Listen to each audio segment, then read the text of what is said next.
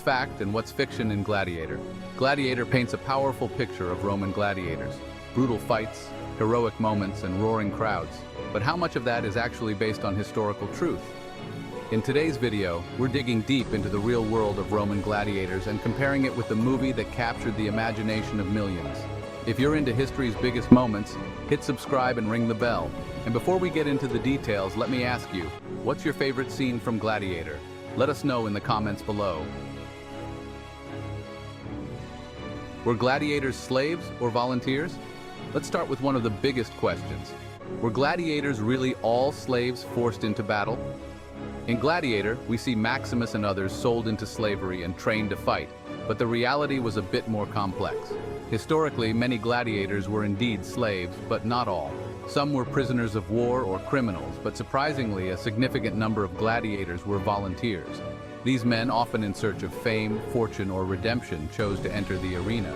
They signed contracts with gladiatorial schools that promised them a share of the prize money if they survived. But why would anyone willingly become a gladiator? Well, the fame and potential wealth were huge draws. Successful gladiators were seen as celebrities, with their names and likenesses on everything from graffiti to pottery. Some even retired with honor and wealth. This is something the movie doesn't quite touch on. Gladiator focuses on the forced aspect of gladiatorial life, but in truth, there were people who made this dangerous choice willingly. Now, what do you think? If you were living in ancient Rome, would you have chosen the gladiator life? Let us know in the comments. Gladiator training, Hollywood versus reality. Next, let's talk about the training that gladiators went through. In Gladiator, we see Maximus undergoing harsh, brutal training sessions in a dusty camp. But how accurate is that? The reality was that gladiators were highly trained athletes. They were valuable investments for their owners, who didn't want them dying unnecessarily. Gladiators attended specialized schools called ludi, where they were trained by experienced coaches in various forms of combat. These schools were often run with military precision, and the training was rigorous but also methodical. One thing the movie did get right was the intense preparation. Gladiators were trained to fight in different styles, often based on their body type and skills. For example, a retiarius, who fought with a net and trident, had to train in agility and precision, while a murmillo, armed with a sword and large shield, focused on strength and defense. But unlike in the movie, where it feels like a fight to the death in every battle, most gladiator fights didn't end in death. The combat was highly choreographed, and often a referee would step in to stop the fight before anyone got seriously hurt. Now here's a question for you. If you were a gladiator, which fighting style would you want to master?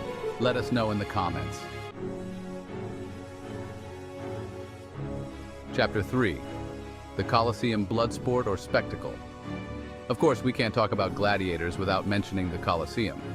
In Gladiator, the Colosseum is portrayed as a massive, blood-soaked arena where life and death were entertainment. And to be fair, that's not far from the truth. But there's more to it than just violence. The Colosseum was indeed the center of Roman entertainment, with tens of thousands of spectators packing in to watch gladiatorial games. However, the games were not always about death. Many of the battles were highly controlled and choreographed spectacles meant to entertain the masses without unnecessary bloodshed. Gladiators were valuable, and owners didn't want to lose them in pointless fights. One thing the movie misses is the scale and organization of these events. The games at the Colosseum were elaborate affairs that often included a variety of events in one day, from animal hunts and mock naval battles to the much-anticipated gladiatorial combats. The shows were designed to keep the audience engaged for hours, if not days. Despite this, there's no doubt that the Colosseum was a brutal place, especially when it came to dealing with criminals or prisoners of war, who were often executed publicly. Here's something to think about. Would you have enjoyed watching the games back then, or would the violence have been too much? Leave your thoughts in the comments. Chapter 4. Was Maximus based on a real gladiator? Now let's address the main character of Gladiator, Maximus. Was he based on a real person? While Maximus himself is fictional, his character seems to be inspired by several real figures from Roman history. One possible inspiration is Spartacus, the famous gladiator who led a massive slave rebellion against Rome. Spartacus was a former soldier who was captured and forced into the life of a gladiator, much like Maximus.